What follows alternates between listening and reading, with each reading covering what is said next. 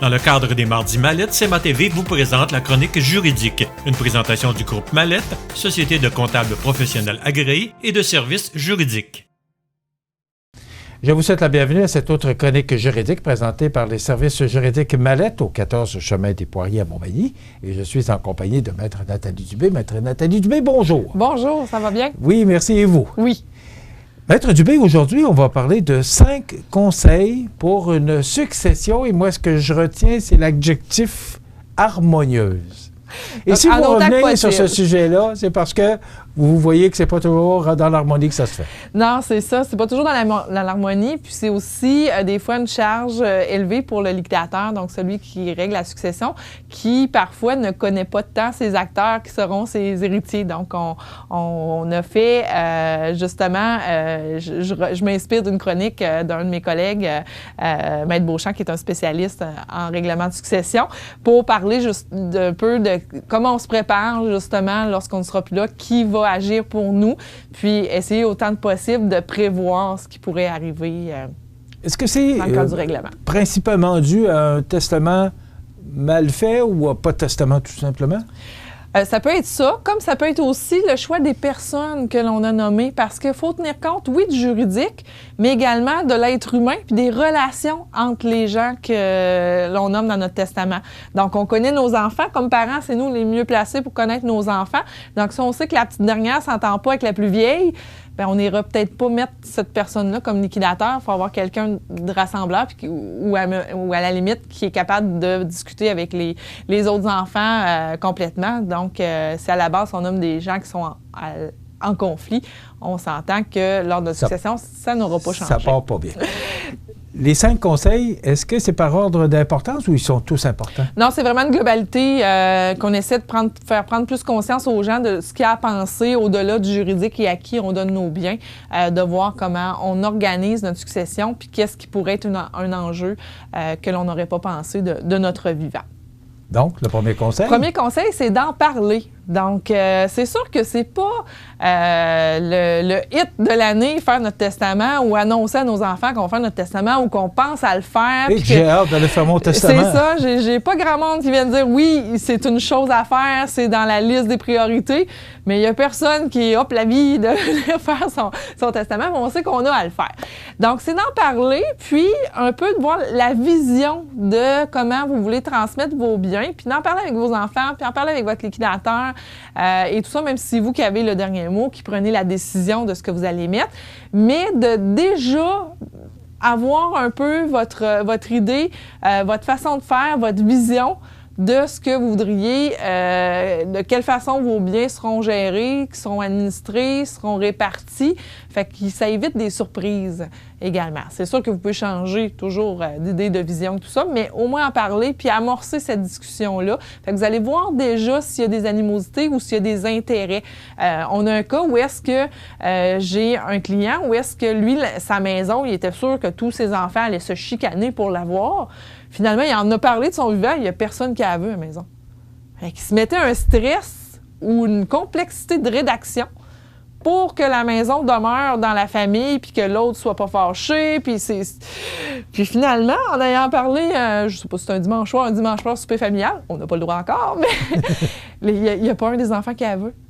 Donc, ça simplifie beaucoup la rédaction et la façon de voir. Ça peut évoluer dans le temps, ça peut se réviser, mais pour l'instant... Donc, on évalue la maison, on la vend, puis on sépare par parts égales. Puis même, à la limite, s'il y a un des enfants qui la veut lors du décès, mais il y aura l'occasion de l'acheter aussi, puis de procéder par le partage à avoir sa partie de la résidence.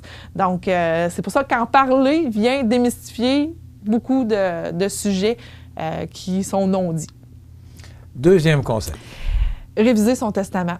Donc, je reprends les mots de Maître Beauchamp, il dit que c'est un document à la fois permanent et temporaire.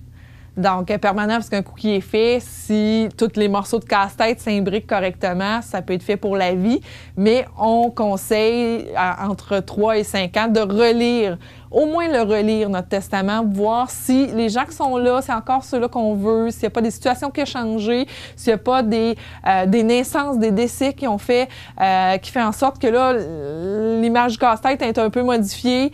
Donc, c'est vraiment le réviser puis s'assurer que nos volontés, puis on évolue aussi, puis on acquiert des biens, même si on parle comme notaire en catégorie de biens, donc des biens meubles, des biens immeubles.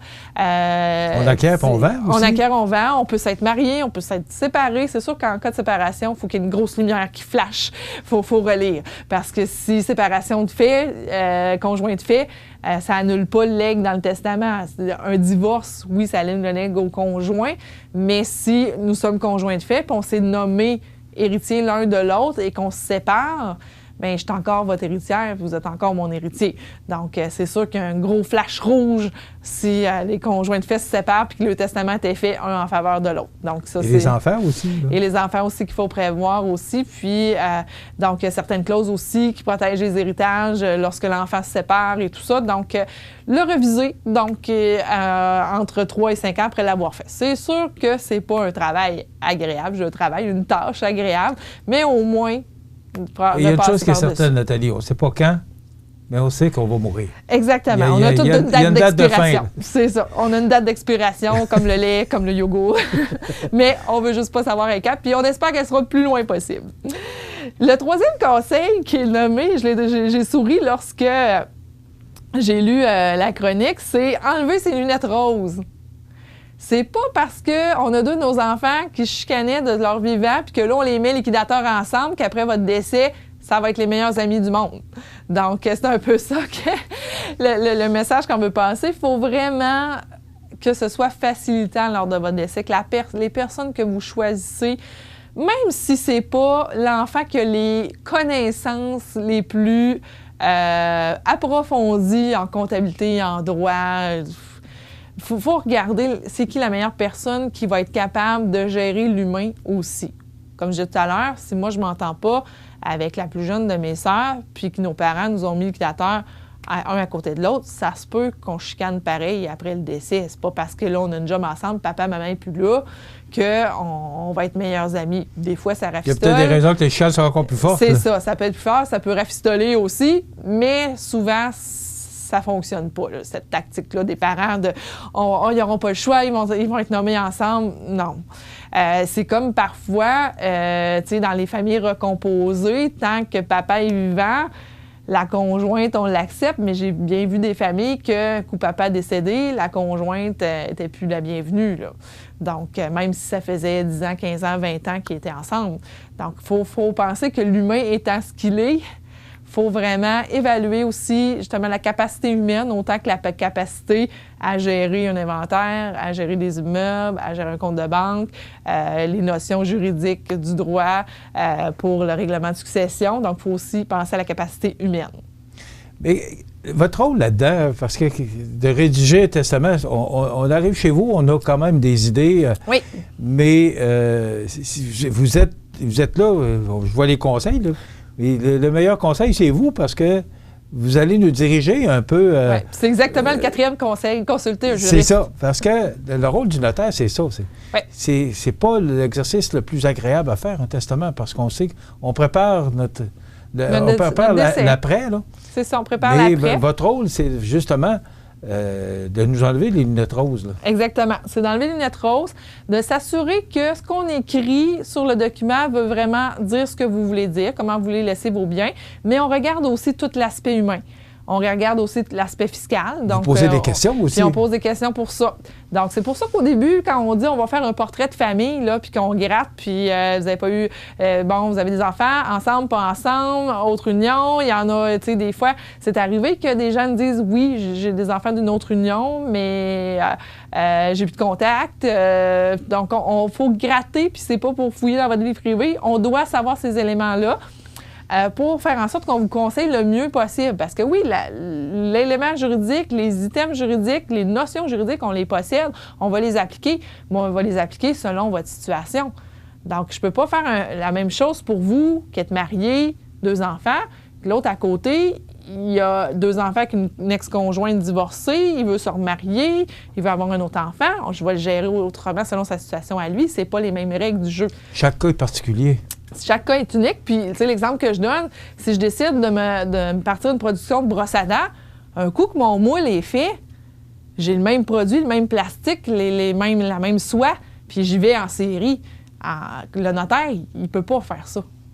Il peut pas faire ça. Puis même si je fais le parallèle dans l'immobilier, où des fois on se fait agacer, qu'on fait du copier-coller, je peux pas plus faire ça. Les titres de propriété sur votre maison versus les titres de propriété de votre voisin, les servitudes, ça, c'est pas pareil. Fait que moi, mon métier fait en sorte que chaque terme, je recommence la recette. C'est sûr qu'il y a des bases, je vous cacherai pas qu'il y a des bases, mais il faut que je recommence la recette à chaque fois pour arriver à mon gâteau à la fin. Tandis que si je veux tout des gâteaux de brosse à dents, bien, j'y vais en chaîne de montage, toute la même chose. Est-ce que ça se fait dans une rencontre ou ça prend plusieurs rencontres? La plupart du temps, en une rencontre, ce qu'on fait, c'est quand les gens ont choisi de faire leur testament, on a un document qui est une espèce de question de réflexion pour faire notre testament. On commence par ça. On l'envoie au client, souvent c'est par courriel, pour qu'ils se fassent une idée, puis ils ont les questions que je vais leur poser en général. Puis là, on fait une première rencontre, puis là, on décortique tout ça. Puis les gens, souvent, ont avancé leur réflexion. Parfois, on va faire un projet, on va le retravailler, ou sinon, quand on a une version finale, là, on se revoit pour une deuxième rencontre de signature parce que la signature de notre testament se fait devant témoin. Donc, un témoin qui n'a pas à connaître le contenu, mais doit vous voir que vous signez sans contrainte, que vous n'avez pas été forcé, que vous déclarez que le document représente vos volontés. Et qui est ce témoin? Est-ce que c'est quelqu'un? Ça peut être un autre notaire, habituellement, ou quelqu'un d'extérieur. Donc, ça ne peut pas être quelqu'un de mes employés ou de mes collègues de travail, à moins qu'il soit notaire. Donc, sinon, on prend quelqu'un de l'extérieur qui vient comme témoin et voit la personne signer, voit qu'il n'y a personne qui le force, puis doit déclarer devant cette personne-là que le document représente ses volontés. Et le dernier conseil?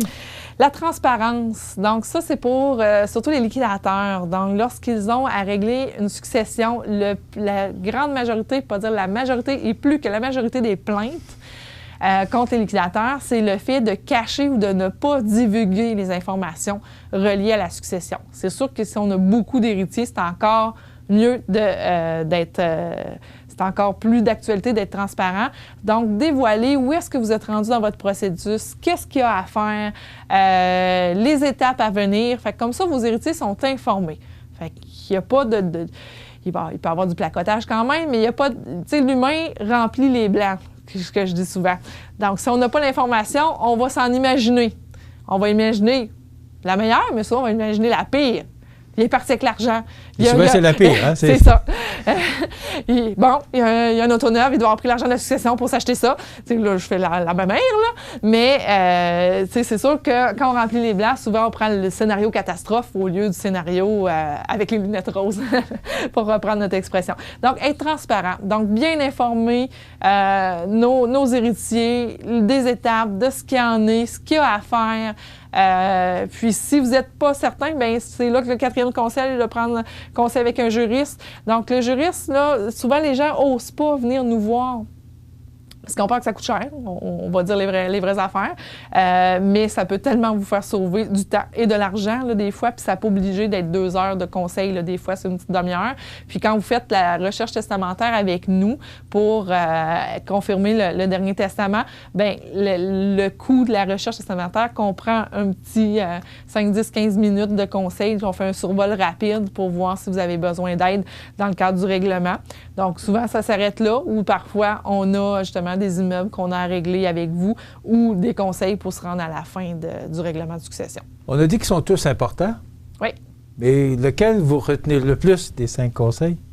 Bien, moi, c'est sûr que la transparence, peu importe le processus pour faire notre testament ou le règlement de succession, il viendra en premier. Même au-delà de consulter un juriste, quand on est transparent puis on suit les règles du jeu, habituellement, ça va bien. Le juriste vient aussi par-dessus si on n'est pas certain du chemin à prendre ou des outils qu'on a entre les mains, parce qu'il y a beaucoup d'informations. Tu sais, vous avez la revue Protégez-vous qui ont fait un cahier spécial succession. Il y a un Quoi faire au décès qui est produit par le gouvernement du Québec aussi, qui est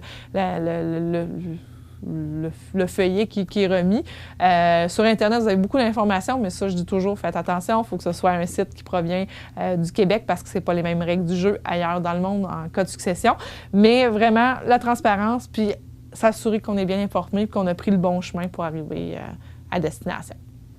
Intéressant. Alors, 5 conseils pour une succession harmonieuse. Alors, tout ce qu'on pourrait vous dire, c'est avec tout ce qu'on vient d'entendre, c'est de suivre ces conseils-là si vous voulez que tout se passe bien après votre départ. Merci beaucoup, Maître Nathalie Dubé. Merci à vous. Donc, je vous rappelle que Maître Nathalie Dubé est ici pour vous servir pour les services juridiques Mallette au 248-57-77. Mais je vous dirais de téléphoner avant parce que c'est assez occupé. Hein? Oui, les notaires sont occupés. Oui, parce qu'il y a un boom immobilier, on l'a dit. Aussi. Et ça vous demande beaucoup de travail avec la pandémie. Exactement, mais on a l'équipe nécessaire pour servir. 14 Chemin des Poiriers, l'équipe de services juridiques Mallette, voilà, ça complète. Dans le cadre des Mardis Mallette, CMA-TV vous présente la chronique juridique, une présentation du groupe Mallette, société de comptables professionnels agréés et de services juridiques.